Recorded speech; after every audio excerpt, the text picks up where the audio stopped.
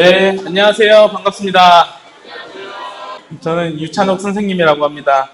오늘은 앞에 화면에서 보이는 것처럼 포비아, 그냥 편하게 포비아라고 할게요. 포비아라는 주제를 가지고 함께 나눠보길 원하는데 혹시 여기 있는 학생들 중에 포비아라는 뜻이 한국말로 무슨 뜻인지 아는 학생 있나요? 공포증? 네, 일단은 한기할 학생이 얘기한 것처럼 포비아는 공포증이라는 뜻을 가지고 있습니다. 그렇다면 세상에는 몇 가지의 공포증이 존재할까요? 여러 가지. 우리가 흔히 알고 있는 공포증을 조금 얘기해 볼게요. 고소공포증 있죠? 기본적으로. 그리고 물공포증, 폐쇄공포증, 대인공포증 등이 있습니다. 근데 인터넷에 찾아보니까 우리가 흔히 알고 있는 거 말고도 이 세상에는 수십 개에서 수백 가지의 공포증이 있더라고요. 그래서 제가 본격적으로 여러분들에게 몇 가지 공포증의 사진을 보여주면서 객관식 문제를 낼 건데 정답을 맞추면 되겠습니다. 정답을 맞추고 싶은 친구들은 자기 이름을 외치면서 오른팔을 번쩍 들어주시길 바랍니다. 그리고 참고로 저는 개인적으로 정답을 맞추는 사람도 중요한데 틀리더라도 도전하는 학생이 있다면 정답과 상관없이 무조건 전부 사탕을 드리도록 하겠습니다. 자, 첫 번째 문제 갑니다. 자기 이름을 왼손 말고요. 오른손으로 외쳐주시면 감사하겠습니다.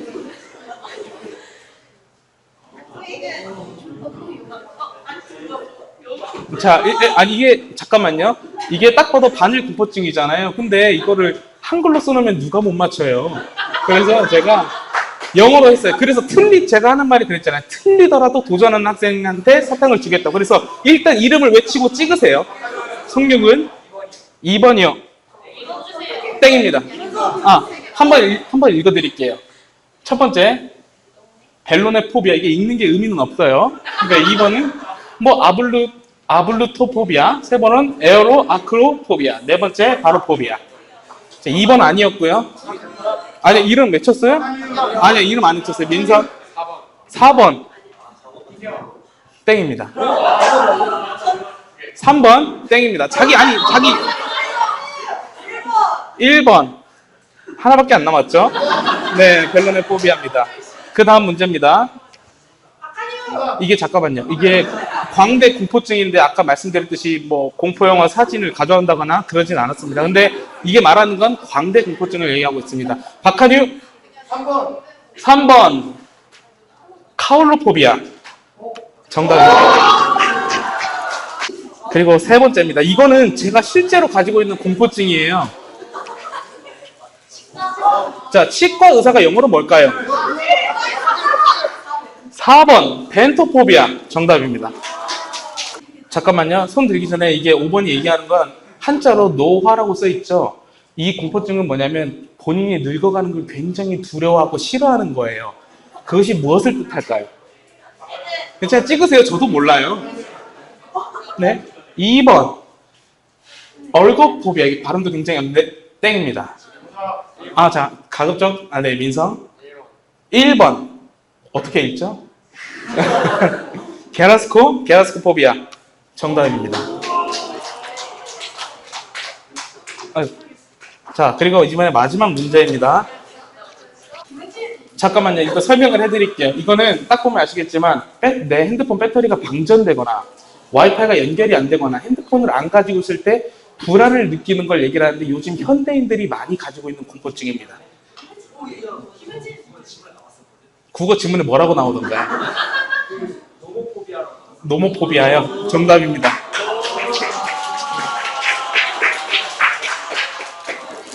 네, 이상으로 준비한 문제들을 마치도록 하고요. 저는 이어서 이 노모포비아에 대해서 조금 살펴보기를 원합니다. 이 노모포비아는 아까 얘기한 것처럼 노 모바일 폰 포비아라고 해서 스마트폰의 발달로 실제로 생겨난 지 얼마 안 된 신조어예요. 그래서 말 그대로 핸드폰을 내가 한시라도 가지고 있지 않으면 어떤 불안한 감정을 느끼는 단어입니다. 근데 이 신조어가 왜 생겼을까요? 노모포비아의 주요한 특징 3가지를 한번 살펴보도록 하겠습니다. 첫 번째, 휴대폰이 꺼지거나 배터리가 없을 때 불안해짐. 공감하시는 친구들이 있는 것 같은데. 두 번째, 스마트폰이 없으면 소외감, 불안, 무력감을 느낌. 그리고 마지막 세 번째, 무의식적으로 폰을 자꾸 확인하거나 손에 있어야 안심이 됨. 근데 여러분은 여기서 몇 가지나 해당되세요? 저한테 뭐 답할 필요는 없는데 한번 스스로 자신에게 물어보시길 바랍니다. 근데 저는 솔직히 말하자면 여기 세 가지에 다 해당됩니다. 저는 실제로 제 손에 핸드폰이 없으면 불안감을 느끼고, 그리고 가끔씩 스트레스 받을 때마다 핸드폰 게임을 하는데 게임을 하면 배터리가 빨리 닳잖아요. 그럼 되게 스트레스를 더 받아요. 그리고 무의식적으로 자꾸 카톡을 확인하거나 원래의 목적과는 다르게 유튜브 쇼츠를 보는데 2시간, 3시간씩 그냥 가요. 그래서 근데 실제로 이것은 저뿐만 아니라 오늘날을 살아가는 대부분의 사람들이, 여기 있는 친구들도 마찬가지고 공통적으로 이런 노모포비아를 경험하고 있습니다. 그래서 다시 본문으로 들어가서 저는 오늘 이거 공포증을 뜻하는 포비아라는 단어를 조금 복음에 적용시켜 보고자 합니다. 그래서 저도 이게 신조어를 아무나 만들더라고요. 그래서 저도 한번 신조어를 만들어 봤는데 No Gospel Phobia라고 해서 노고포비아라고 제가 한번 만들어 봤습니다. 여기서 가스펠, 복음이라는 뜻으로 알아주시면 되겠습니다. 근데 여러분들 중에 아직 구원에 대한 확신이 없는 학생들이 있는 걸로 알고 있습니다. 그럴 수 있죠. 저도 그랬으니까요. 근데 중요한 건 내가 아직 구원받지 못했다는 어떤 상태에 대해서 어떤 포비아, 즉 불안감이나 공포증을 가지고 계신가요? 아니면 혹시 이런 생각을 하는 친구들도 있을지 모르겠습니다. 아니, 제가 아는 형, 언니, 오빠들도 뭐 보니까 고등학생 때까지 구원 못 받으면 청년에 가서 청년 때 구원 받기도 하고 성인이 되면 그래도 뭐 어지간하면 받던데 저도 뭐 시간 지나면 알아서 되지 않을까요? 그냥 여기만 있으면 되지 않을까요? 이렇게 생각하는 친구들이 있을 수 있는데 안타깝지만 그렇진 않습니다. 제가 호주에서 키스 미니스트리라고 우리나라 말로 하면 이제 주일학교 사역 같은 그런 어떤 수업을 들었을 때 아주 충격적인 자료를 한번 봤습니다. 한번 같이 보도록 하겠습니다. 혹시 이 자료가 뭘 말하는 것 같나요? 제가 한번 해석을 해드릴게요. 4살부터 14살까지는 85%, 뭐 0살부터 포함하면 86%죠. 근데 15살에서 30살까지는 10%, 그리고 30살 이상이면 4%밖에 안 돼요. 이 자료가 무엇을 말하고 있느냐? 네, 몇몇 친구들이 얘기를 해주는데 이 자료는 나이에 따라서 구원받을 확률입니다. 주일학생이 몇 프로죠? 우리가 뭐 주일학생들이 뭘 알겠어 하는 주일학생들이 몇 프로죠? 85%입니다. 그리고 나머지는 다 합쳐도 15%가 되질 않습니다. 근데 이거는 제가 되게 부끄러운 게 준비하면서 저도 그랬거든요. 고정관념이 있었어요. 저는 여지껏 그래도 중학교 2, 3학년 정도는 돼야 복음을 조금 알아듣고 받아들이는 거지, 뭐 주일학생들이 복음을 온전히 알아듣기는 쉽지 않을 거야. 말해줘도 이해 못해. 그런 큰 고정관념을 가지고 있었는데, 근데 보세요. 주일학생이 몇 프로라고요? 85%입니다. 물론 이 자료가 우리 모임 한국교회에는 적용시키기 조금 어려울 수 있어요. 근데 이 자료가 우리에게 말하는 건 핵심은 뭐냐면 나이가 많아지면 많아질수록 구원받기가 쉽다, 어렵다? 네, 어렵다는 것을 강조하고자 합니다. 여기 앉아있는 분들 모두 14살 이상이죠? 근데 이게 복음을 알아듣고 받아들이기에 결코 빠른 나이가 아닙니다. 이른 나이가 아니에요. 물론 시간이 필요할 수 있지만 여러분이 가만히 그냥 여기만 계시고 나이에 맞춰서 청년에 가고 성인 되고 어른이 된다고 해서 저절로 구원 받아지는 게 아닙니다. 여러분 귀에 복음이 들려올 때 여러분들이 스스로 마음의 문을 열고 주님이 그 안에 들어가실 수 있도록 여러분들이 해야 될 일이 있어요. 여러분들이 그 마음의 공간을 내어드려야 됩니다. 말씀, 오늘 본문 말씀 한 구절 보도록 하겠습니다. 베드로후서 3장 10절인데요. 잘 보이시나요? 네, 앞에 한번 다 같이 읽도록 하겠습니다. 시작. 주의 날이 도둑같이 오리니 그 날에 하늘이 큰 소리로 떠나고 물심이 뜨거운 물에 풀어지고 모든 일이 드러나리로다. 이 말씀을 읽는데 마음이 어떠세요?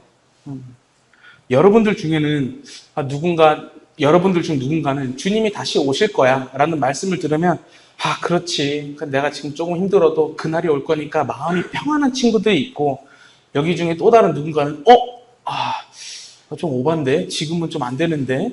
지금 나 하고 싶은 것도 많고 할 것도 많은데? 그리고 중요한 건 난 아직 준비가 안 됐는데 라고 생각하는 친구도 있다고 생각을 합니다. 저는 이 부분에 대해서 여러분들이 정말 진지하게 생각해 보셨으면 좋겠습니다. 왜냐하면 핸드폰은 내 손에 5분만 없어도 불안감을 느끼고 스트레스를 받는데, 하물며 예수님께서 언제 오실지 모르는데 복음에 대해서 전혀 아무런 감흥이 없고 갈증이 없고 경각심조차 들지 않는다면 이거는 분명히 살아가면서 단 한 번 이상은 생각해 봐야 될 문제라고 생각을 합니다.